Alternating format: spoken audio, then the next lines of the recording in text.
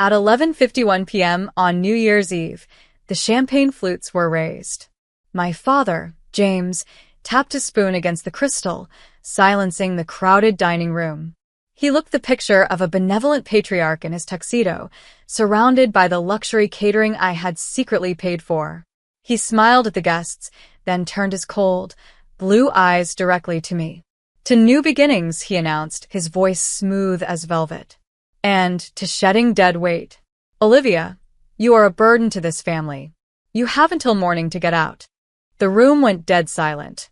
He smiled, sipping the vintage wine he couldn't afford, completely unaware that he had just evicted his only source of income. Drop a comment and let me know where you're listening from and what time it is for you right now. I'd love to know who's part of our community. I didn't cry. I didn't scream. I didn't give them the satisfaction of a single tear. I simply nodded, stood up, and walked out of the dining room while the guests were still processing the cruelty of my father's toast. My mother, Angela, didn't even look up from her plate. She was too busy signaling the servers to pour more champagne, desperate to smooth over the awkward silence with expensive bubbles. I went upstairs to the room I had paid to renovate 3 times. I pulled my suitcase from the closet and started packing. I didn't pack everything, just the essentials.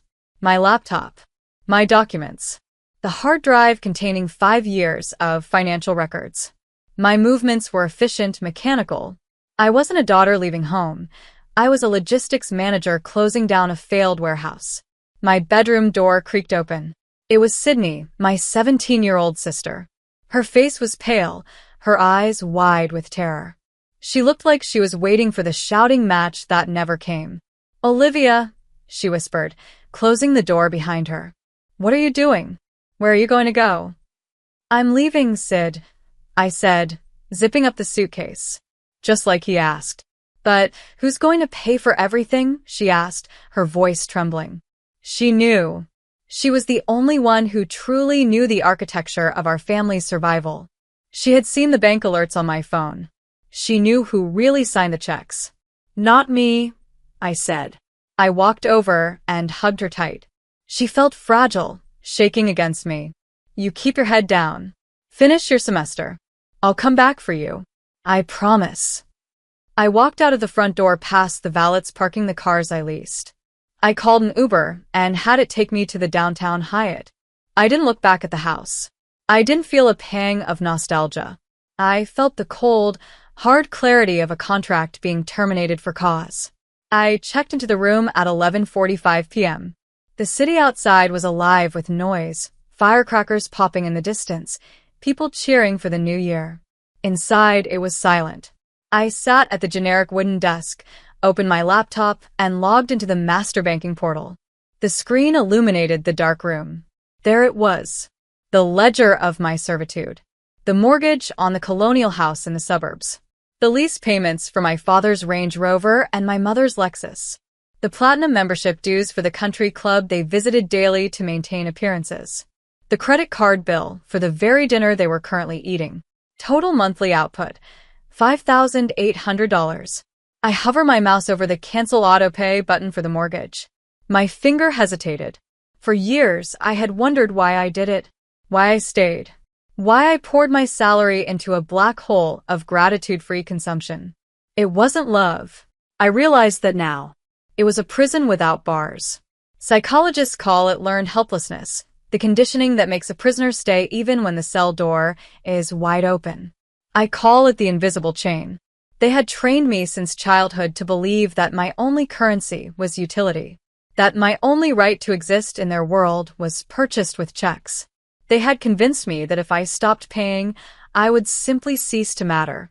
I had been paying rent for the space I occupied in their hearts, never realizing the room was empty. Tonight, James had handed me the key to my own shackles. He thought he was discarding a burden. He didn't realize he was cutting the only wire keeping the lights on. The clock on my laptop screen flickered. 12 o'clock midnight. "Happy New Year," I whispered to the empty room. I clicked. Mortgage. Cancelled. Lexus lease. Cancelled. Range Rover lease. Cancelled. Country club membership. Cancelled. Joint credit card. Frozen. I watched the confirmation bars turn green, one by one. It was the most beautiful fireworks show I had ever seen. I closed the laptop, lay down on the crisp hotel sheets, and for the first time in 5 years, I fell into a sleep that was absolute and dreamless. The sun hit the hotel carpet at 10 a.m. sharp. It was quiet. Usually, on New Year's Day, I would be in the kitchen, scraping dried brie off fine china while my mother complained about the caterer's lack of vision. Today, I sat in a white robe, drinking coffee I didn't have to brew, staring at a spreadsheet. I've always been good with data. It's why I'm a high-level freelance designer. I understand structure. I understand the architecture of things. And now, in the cold light of the morning, I decided to perform a forensic audit on my own life.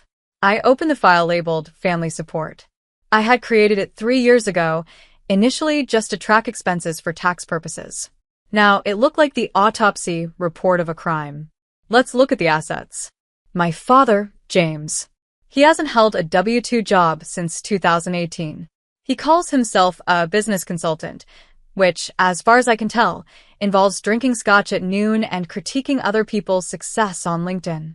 He wears Italian loafers and talks loudly about market volatility, but he hasn't generated a single dollar of profit in half a decade. My mother, Angela. She claims she manages the estate. An estate that has a housekeeper, a landscaper, and a pool boy, all paid for by the ghost and machine me. She treats the world like an audience, performing the role of the weary aristocrat, too burdened by her own refinement to work a register or answer a phone. I scrolled down to the expense column. November.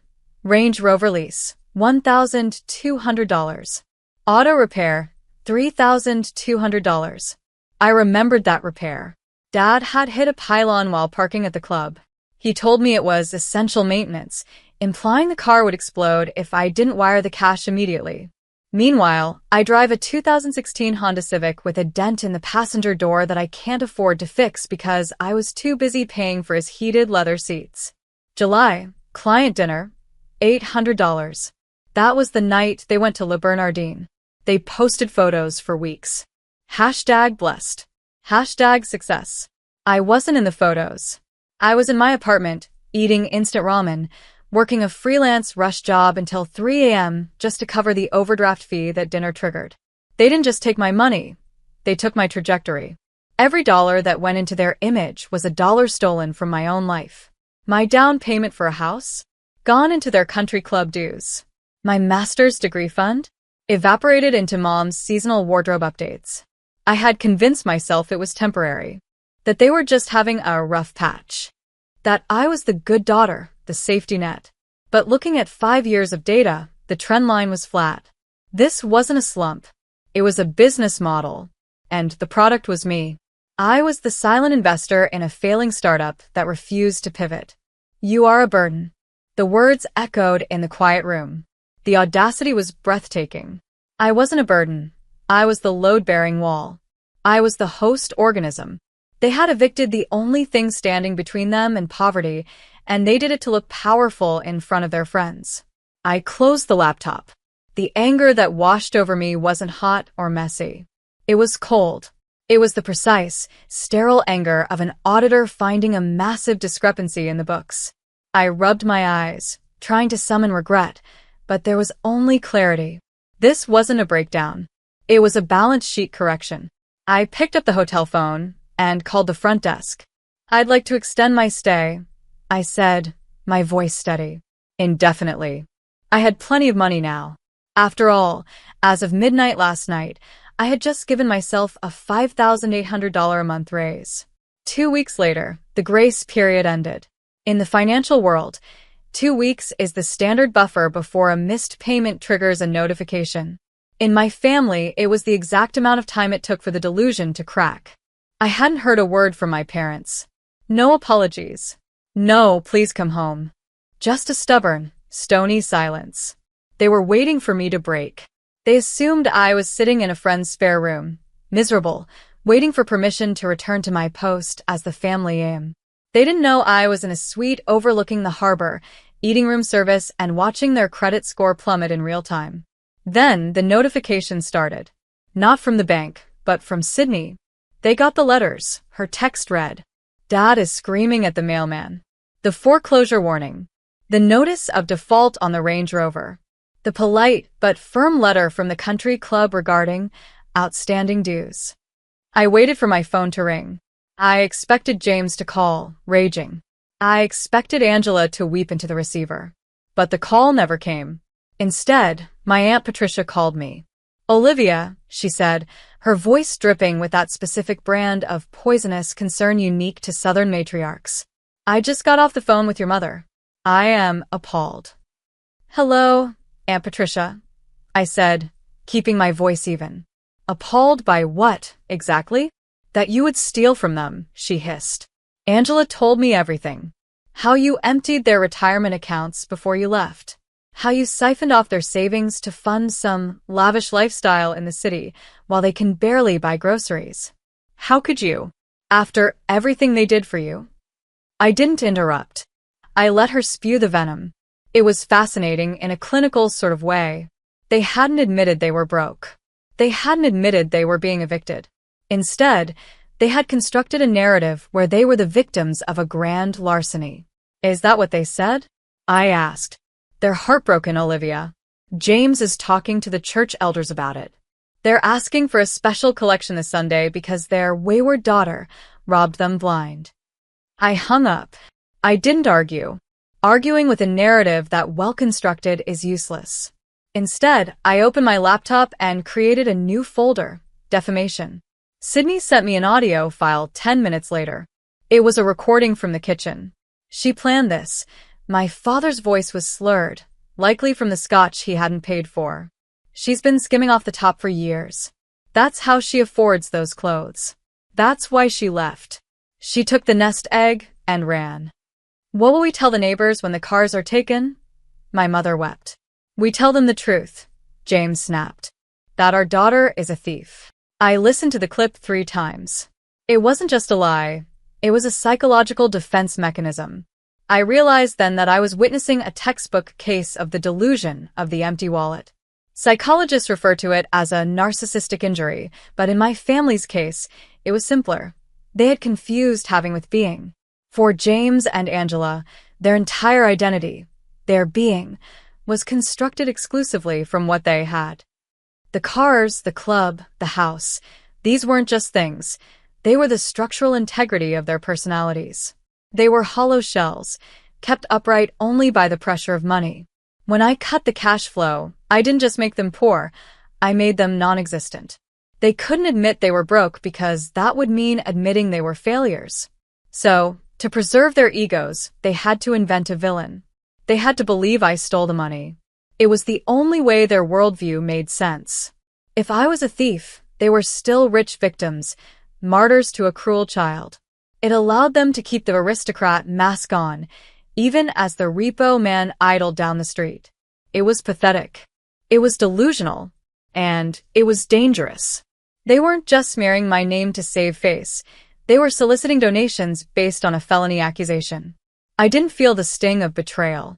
I felt the cold resolve of a prosecutor who had just been handed the smoking gun. They wanted to make this a public battle. They wanted to involve the church, the family, the community. Fine. I forwarded Sydney's audio file to my desktop. Then I picked up my phone and dialed Chloe. "Hey," I said when she answered. "I need you to draft a cease and desist. And Chloe, make it lethal." Chloe's office was on the 42nd floor, a fortress of glass and steel that smelled of espresso and billable hours. It was the exact opposite of my parents' house. There was no clutter here, no pretense, no fake heirlooms gathering dust. Just clean lines and the cold, hard comfort of a law. I sat across from her, reviewing the cease and desist letter she had drafted. It was a masterpiece of legal aggression. It outlined every instance of defamation, every lie told to the church board, every slanderous text message Sydney had intercepted. It demanded an immediate retraction and a public apology, or we would proceed with a civil suit for damages. "It's aggressive," Chloe said, sliding a pen across the mahogany desk. "But with narcissists you have to be. If you give them an inch of gray area, they'll build a castle on it. This draws a line in the sand." I don't want an apology, I said, picking up the pen. I just want them to stop. I want to be a ghost to them. I signed the document. The scratch of the pen against the paper felt final. It was the professional escalation I needed. I was no longer the daughter, hiding in a hotel room. I was a litigant. We'll have a process server deliver it to the rental property they're eyeing, Chloe said, organizing the file. We'll also send a copy to the church elders, just so they know the theft narrative is legally contested. I nodded, feeling a weight lift off my chest. We were handling this. It was business. Then my phone buzzed against the table. It wasn't a text. It wasn't a call.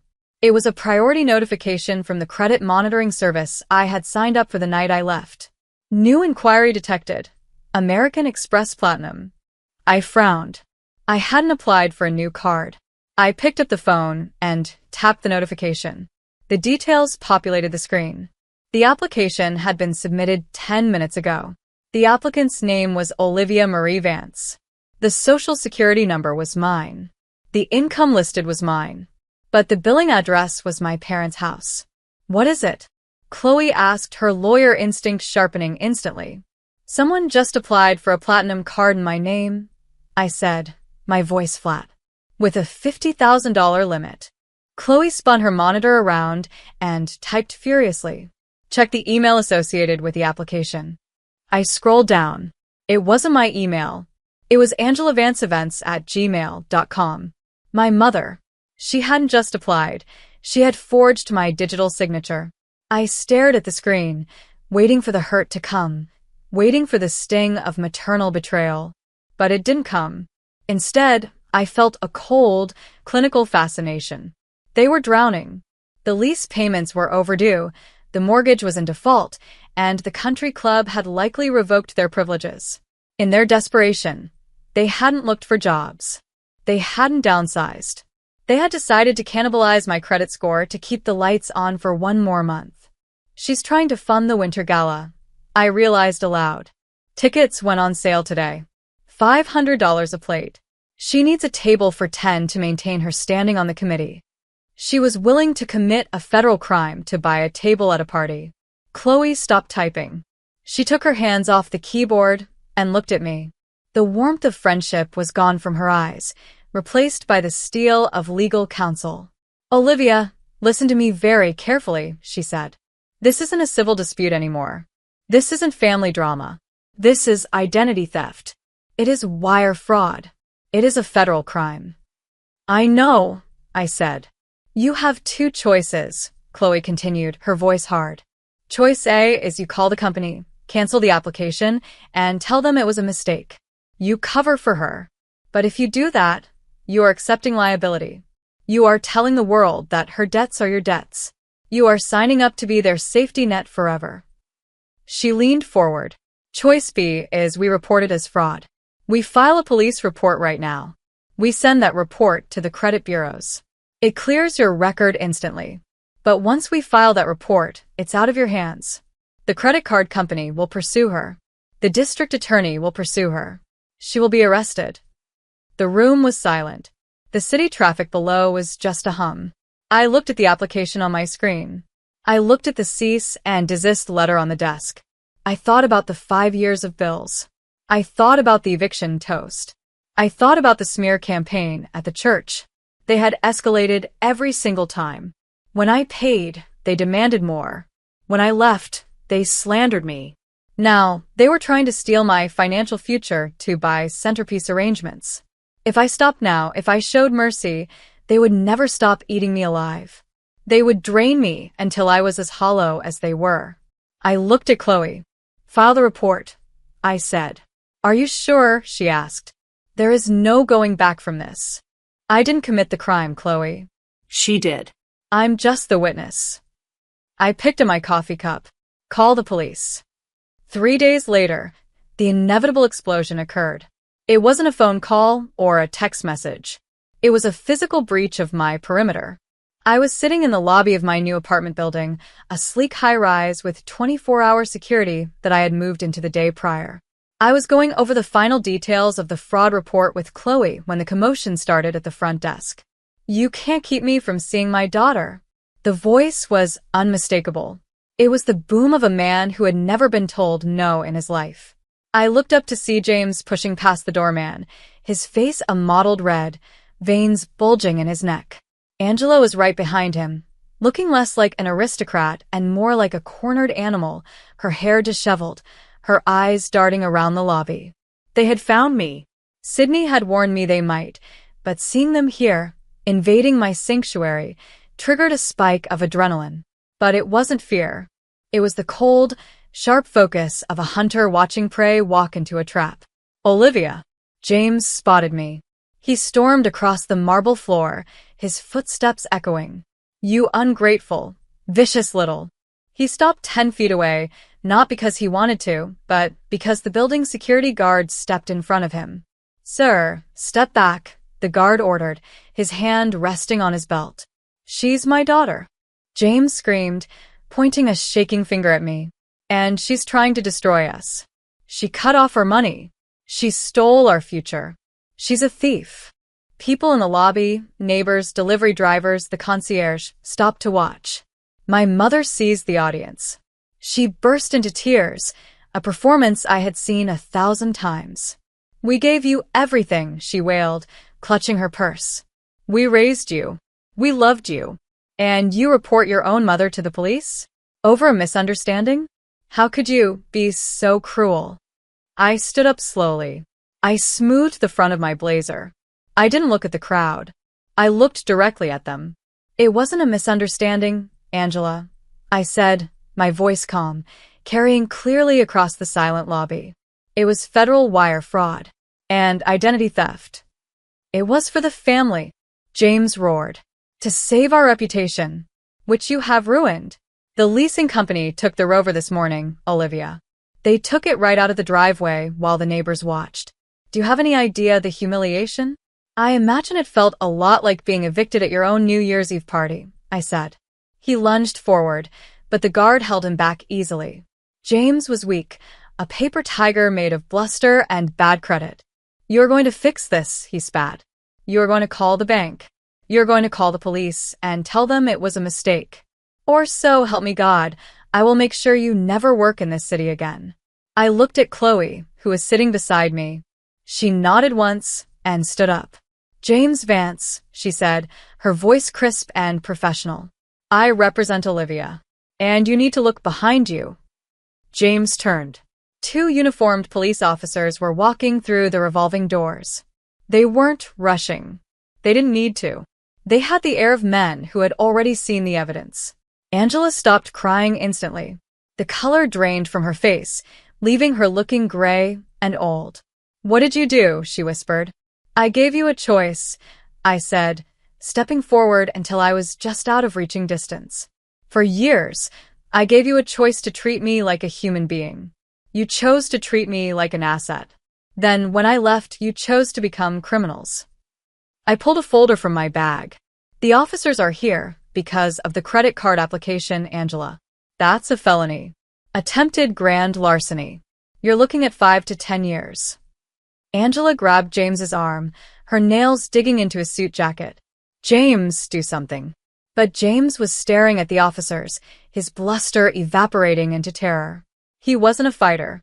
He was a bully. And bullies crumble when the rules change. However, I continued, opening the folder. I am willing to offer one final deal. A settlement. I held out a document. This is a permanent no-contact order. It states that you will never contact me, speak to me, or come within 500 feet of me again. It states that you forfeit any claim to my finances, past or future. And it states that you admit, in writing, that the theft accusations were lies. I looked from one to the other. Sign it, and I tell the officers I don't want to press charges. I tell them we're handling it as a civil matter. Refuse, and Angela leaves here in handcuffs. The officers stopped a few feet away, waiting. They knew the play. Chloe had arranged it perfectly. You can't be serious, James hissed. We're your parents. Not anymore, I said. Now you're just defendants. You have 10 seconds. Angela looked at the police, then at me. She saw the coldness in my eyes. She realized, finally, that the Bank of Olivia was closed. There would be no more bailouts. No more mercy. "Give me the pen," she sobbed. She signed it against the lobby wall, her hand shaking so hard she tore the paper. James signed it next, refusing to look at me, his face a mask of impotent rage. Chloe took the document, checked the signatures, and nodded to the officers. They stepped back, relaxing their posture but keeping their eyes on James. "Get out," I said. "Olivia." My mother started, reaching a hand out. "Get out." They turned and walked toward the doors. They looked small. They looked defeated. They looked like exactly what they were, two people who had bet everything on a bluff and lost. I watched them go through the revolving glass, stepping out onto the sidewalk where their Uber, not a limo, not a luxury SUV, was waiting to take them back to a house they no longer owned. The security guard nodded to me. The neighbors went back to their business. I sat back down on the lobby sofa. My hands weren't shaking. My heart wasn't racing. It was just quiet. The kind of quiet that comes after a storm has finally, mercifully, blown itself out. 6 months later, I woke up early. Not because I had to, but because the sun was hitting my balcony and I wanted to watch the city wake up. I made coffee in my own kitchen, poured it into a mug I had bought just because I liked the color, and stepped outside. My phone buzzed. It was a text from Sydney. "Just finished my last exam. Packing up the dorm. See you tomorrow?" "Can't wait," I typed back. "Your room is ready." Sydney had moved in with me 3 months ago, right after she turned 18. We were splitting the rent on a 2-bedroom apartment that felt more like a home than the mansion ever had. She was going to college in the fall, studying psychology. She wanted to understand why people hurt the ones they're supposed to love. I told her she already had plenty of case study material. My parents were gone. Not dead, just gone from our lives. They had lost the house shortly after the lobby incident. The foreclosure was swift and brutal. They were living in a rental now, a small townhouse on the outskirts of the city. According to the grapevine, mostly Aunt Patricia, who still called occasionally to fish for gossip, James was blaming the economy for his downfall, and Angela was telling anyone who would listen that her ungrateful daughters had abandoned them. Let them talk. Their words couldn't reach me here. I checked my bank account. The balance was healthy. Growing. Every dollar in it was mine. Every cent represented hours of my life that I had reclaimed. I wasn't just saving money. I was saving myself. I sipped my coffee and looked out at the skyline. For a long time, I had felt guilty. I had wondered if I was too harsh, if I should have given them one more chance. But then I would remember the feeling of that invisible chain around my neck, the weight of their expectations dragging me down. And I realized that cutting them off wasn't an act of cruelty. It was an act of survival. I had spent 24 years trying to buy their love, trying to earn my place at their table. But you can't buy what isn't for sale. And you can't earn respect from people who only see you as a resource. I had to become the villain in their story, to be the hero in mine. And you know what? I'm okay with that. Because for the first time in my life, the story belongs to me. So, to anyone out there who feels like they're drowning, who feels like they're setting themselves on fire to keep someone else warm, you don't have to stay. You don't have to pay the rent on a relationship that leaves you bankrupt. You can walk away. You can cut the cord. It will be scary. It will be messy. But on the other side of that fear is a quiet morning with a cup of coffee that tastes like freedom. If this story resonated with you, please share it. You never know who needs to hear that they have the power to walk away. And don't forget to subscribe for more stories of justice and resilience.